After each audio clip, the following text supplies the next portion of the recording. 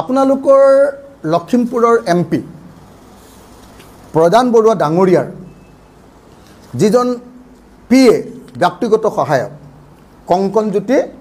ভূঞা কংকনজ্যোতি ভূঞা মই আচৰিত পালোঁ কংকনজ্যোতি ভূঞা সম্পৰ্কে আপোনালোকৰ ধেমাজিৰ এজন যুৱক সুশীল চুতীয়া তেখেতে এটা অতি বিস্ফোৰক এটা অভিযোগ আনিছে এটা অতি বিস্ফোৰক অভিযোগ আনিছে অভিযোগটো হ'ল যে সুশীল চুতীয়াৰ নামত মুখ্যমন্ত্ৰীৰ CMRF বুলি কয় CM ৰিলিফ ফাণ্ডৰ পৰা এবাৰ 10,000 আৰু এবাৰ 50,000 60,000 টকাৰ ভুৱা চেক উলিয়াই মানে সুশীল চুতীয়াৰ নামত চেকৰ পইচা আনিলে বেমাৰ হোৱা বুলি আনি সেই পইচাটো ডাইৰেক্টলি সুশীল চুতীয়াৰ পৰা কংকনজ্যোতি ভূঞাৰ পৰিয়ালে লৈ ল'লে তাৰ পাছত ইয়াত বিজয়া ভূঞা তেখেতে জনোৱা মতে মোক সুশীল চুতীয়াই কোৱা মতে বিজয়া ভূঞা হ'ল আপোনাৰ কংকনজ্যোতি ভূঞা অৰ্থাৎ প্ৰদান বৰুৱা ডাঙৰীয়াৰ MP প্ৰদান বৰুৱা ডাঙৰীয়াৰ আৰু অসমৰ মুখ্যমন্ত্ৰী হিমন্ত বিশ্ব শৰ্মাৰ অতি ঘনিষ্ঠ ৰাজনৈতিক নেতা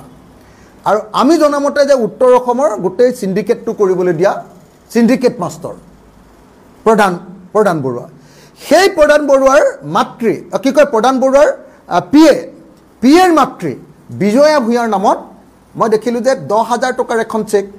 45,000 টকাৰ এখন চেক 15,000 টকাৰ এখন চেক 1 লাখ টকাৰ এখন চেক 1 লাখ টকাৰ এখন চেক আৰু 1 লাখ টকাৰ এখন চেক অৰ্থাৎ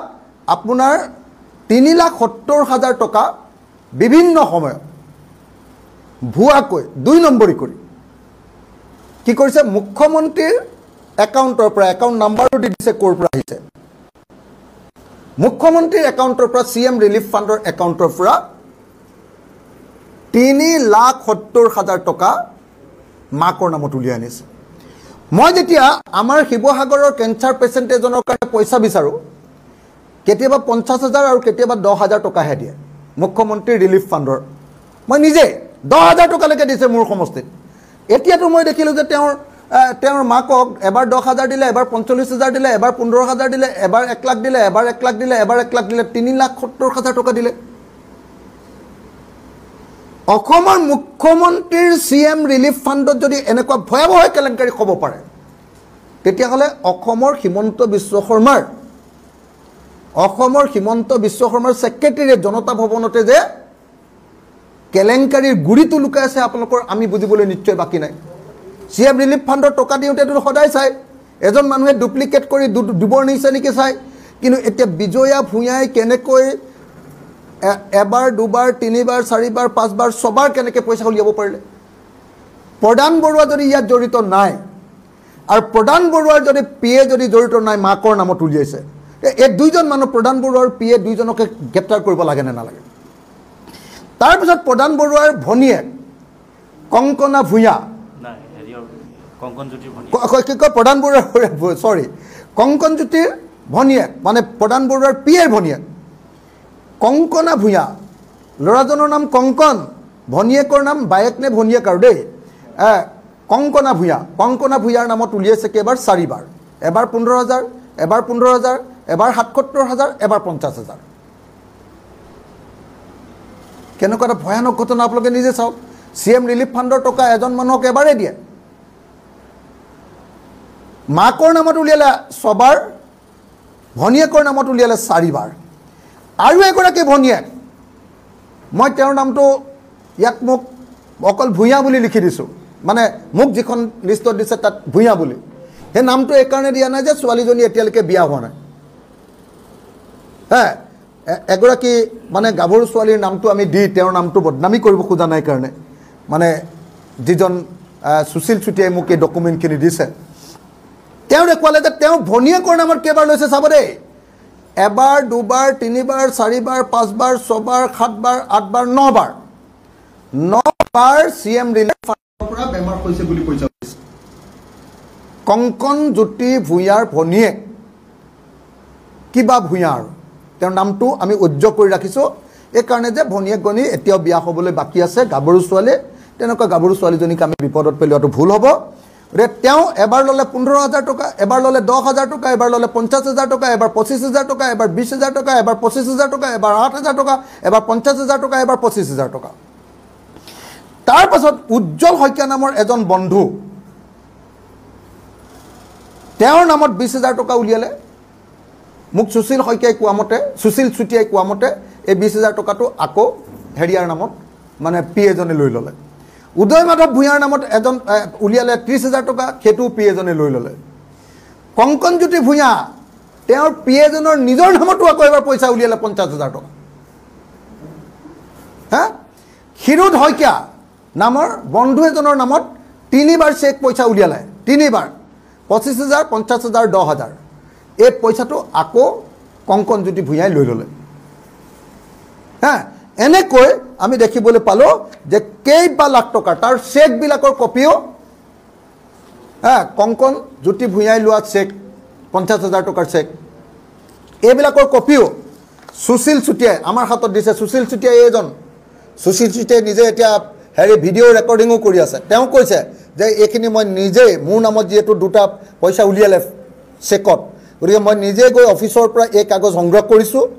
আৰু গতিকে তেওঁ কৈছে যে যদি এইটো ভুল বুলি প্ৰমাণিত হয়, সুশীল চুতীয়াই নিজে জেলত যাম বুলি কৈছে। হা, গতিকে এইখন আকৌ চাওক, এইখন এই ছোৱালীজনীৰ নামত আছিলে কাৰণে ভূঞাৰ নামটো আমি অলপ লুকুৱাই দিছোঁ, ভনীয়েকৰ নামত আছে কাৰণে। এইটো উজ্জ্বল শইকীয়াৰ নামত অনা পইচা, এইটো 20,000 টকাৰ চেক, আপোনালোকে চাওক। এইটো মাধৱ ভূঞা, তেওঁৰ নামত 30,000 টকা আনিছে, এইটো আপোনালোকে চাই লওক। তাৰপাছত এতিয়া আপোনালোকে সকলোৱে জানে প্ৰদান বৰুৱা, আপোনালোকে সকলোৱে জানে যে প্ৰদান বৰুৱা হ'ল হিমন্ত বিশ্ব শৰ্মাৰ ঘনিষ্ঠতম এজন মন্ত্ৰী, এজন MP। আৰু মই জনামতে প্ৰদান বৰুৱা আৰু এজন MLA গোটেই উত্তৰ অসমখনৰ চিণ্ডিকেটবিলাকৰ মাষ্টৰ পাতি থৈছে। সেই চিণ্ডিকেট মাষ্টৰ প্ৰদান বৰুৱাৰ পিয়ে এই ডাঙৰ কেলেংকাৰী CM ৰিলিফ ফাণ্ড, য'ত ৰাইজে টকা দিয়ে ডনেশ্যন, আৰু য'ত মুখ্যমন্ত্ৰীয়ে বেমাৰী মানুহবিলাকক সহায় কৰে, সেই পইচা কেনেকৈ লুটিছে যদি ইয়াত CMৰ অফিচৰ কোনো যোগাযোগ নাই আৰু প্ৰদান বৰুৱাৰ যদি কোনো ধৰণৰ পৃষ্ঠপোষকতা নাই, তেতিয়াহ'লে মই ভাবোঁ যে এই সংবাদমেল কৰাৰ 24 ঘণ্টাৰ ভিতৰত কংকন ভূঞাক গ্ৰেপ্তাৰ কৰিব লাগে। আৰু এই গোটেই ঘটনাৰ ওপৰত CBI তদন্ত দি ইয়াত প্ৰদান বৰুৱাও জড়িত আছে যদি প্ৰদান বৰুৱাকো গ্ৰেপ্তাৰ কৰাৰ ব্যৱস্থা কৰিব লাগে। আছেনে নাই মই নাজানো, এইটো তদন্ত কৰি গ্ৰেপ্তাৰ কৰাৰ ব্যৱস্থা গ্ৰহণ কৰিব লাগে। আৰু যদি মিছাকৈ এই চেকবিলাক দিছে সুশীল চুতীয়াই, তেতিয়াহ'লে সুশীল চুতীয়াক গ্ৰেপ্তাৰ কৰিব লাগে। মোক সুশীল চুতীয়াই অলপ আগতে কৈছে যে তেওঁ প্ৰদান বৰুৱাৰ ওচৰলৈ গৈছিলে। প্ৰদান বৰুৱাৰ ওচৰত যেতিয়া গৈ ক'লেগৈ যে কংকন ভূঞাই এনেকুৱা কেলেংকাৰী কৰিছে, তেতিয়া সুশীল চুতীয়াক প্ৰদান বৰুৱাই ঘৰৰ পৰা খেদি পঠিয়াই দিলে, দম দি বাহিৰ কৰি দিলে। ক'ত কংকনৰ বিৰুদ্ধে কথা ক'বলৈ আহিছ বুলি। গতিকে এইটোৰ পৰা সন্দেহ হয় যে প্ৰদান বৰুৱা ডাঙৰীয়াও হয়তো কিবা প্ৰকাৰে প্ৰত্যক্ষ বা পৰোক্ষভাৱে থাকিব পাৰে, থাকিছে বুলি কোৱা নাই মই, থাকিব পাৰে। গতিকে এই গোটেই ঘটনাটোৰ ওপৰত অসমৰ মুখ্যমন্ত্ৰীক CBI তদন্ত কৰিবৰ কাৰণে মই দাবী উত্থাপন কৰিছোঁ। আৰু এনেকুৱা ডাঙৰ ঘটনা সংঘটিত কৰি কংগ্ৰেছৰ মানুহবিলাকে MP, তেওঁৰ ঘনিষ্ঠতম MP, তেওঁৰ পিয়ে এই ঘটনাত জড়িত যদি হৈছে তাৰ ওপৰত কঠোৰতম ব্যৱস্থা কৰিবৰ কাৰণে আৰু ইয়াৰ ওপৰত CBI তদন্ত ঘোষণা কৰিবৰ কাৰণে মই দাবী জনাইছোঁ। মই জনামতে কংকনজ্যোতি ভূঞাক কি পদক্ষেপ কৰিব খুজিছে মই নাজানো, কৰিবও পাৰে, কাৰণ বিজেপিত সদায় জানেই আপোনালোকে যে কেলেংকাৰী কৰা মানুহবিলাকৰ আটাইতকৈ কদৰ বেছি, মৰম বেছি বিজেপিত। আৰু বিজেপিত যদি কেলেংকাৰী কৰা 2 নম্বৰী স্কেম কৰা মানুহ যায়, তেতিয়াহ'লে তেওঁৰ সেইটো হ'ল বিজেপিত 1 নম্বৰ কোৱালিফিকেশ্যনটো হ'ল যে কেলেংকাৰী কৰা মানুহ। হিমন্ত বিশ্ব শৰ্মাই অসমত আটাইতকৈ বেছি কেলেংকাৰী কৰিছে, গতিকে তেওঁ মুখ্যমন্ত্ৰী, বুজিছেনে? অলপ হিমন্ত বিশ্ব শৰ্মাতকৈ অলপ কম কৰিব পৰাৰ কাৰণে সৰ্বানন্দ সোণোৱালক মুখ্যমন্ত্ৰী পদটোৰ পৰা আঁতৰাই দিছে। এতিয়া যদি কংকনজ্যোতি ভূঞাই ইয়াতকৈ বেছি কিমান কৰিছে মই নাজানো, এইটোতো অলপ মই পটককৈ পোৱা তথ্য, তেতিয়াহ'লে নিশ্চয় তেওঁ হেৰিয়াত চিলাপথাৰত কি কয় এইটো আপোনাৰ সমষ্টি CC বৰগাঁৱত পাই যাব পাৰে। কিন্তু মই শুনামতে প্ৰদান বৰুৱাৰ ৱাইফকে CC বৰগাঁৱত প্ৰজেক্ট কৰিবৰ কাৰণে বিজেপিয়ে চেষ্টা কৰিছে বুলি মই গম পাইছোঁ, নাজানো মানে কেলেংকাৰী কৰিব পাৰিলেহে বিজেপিত আসন পাব মানে কলংকাৰী কৰিব পাৰিলেহে বিজেপিৰ মুখ্যমন্ত্ৰী হ'ব পাৰিব কেলেংকাৰী কৰিব পাৰিলেহে বিজেপি MLA সিট পাব আৰু কেলেংকাৰী কৰিব পাৰিলেহে বিজেপিত মন্ত্ৰী হ'ব কেলেংকাৰী স্কেম যদি নাই তেতিয়াহ'লে তেওঁলোকৰ হেৰিয়াত ডুব কেনেকৈ ৱাশ্বিং মেচিনত ডুব লাগিব নহয় বিজেপিটো হ'ল গংগা পানী হয়নে নহয় গংগা পানী তেনেকৈ ধুই দিলে মানুহৰ পাপটো নাইকিয়া হৈ যায় নে নাই তেনেকৈ বিজেপিত যদি সোমাই যায় তেতিয়াহ'লে ৱাশ্বিং মেচিন এইটো চাফা হৈ যায় গতিকে যদি কংকনজ্যোতি ভূঞাৰ নিচিনা 2 নম্বৰী মানুহকে যদি নলয় তেতিয়াহ'লে বিজেপিয়ে ল'ব কাক হয়নে নহয় কওক যদি কংকনজ্যোতি ভূঞাক ল'ব পাৰে কংকনজ্যোতি ভূঞাক নল'লে প্ৰধান বৰুৱাৰ ৱাইফো তাতে সোমাব পাৰে কাৰণ প্ৰধান বৰুৱাৰ ৱাইফো প্ৰধান বৰুৱাৰ পৰা ইমান দিন নিশ্চয় ট্ৰেইনিং লৈ লৈছে ভালেই হ'ব বেয়া নহয় তেওঁ পাৰিব এইবিলাকত উস্তাদিয়ে হ'ব যেন লাগে মোৰ গতিকে তেওঁলোকৰ কেণ্ডিডেটবিলাক তেনেকৈয়ে হ'ব আৰু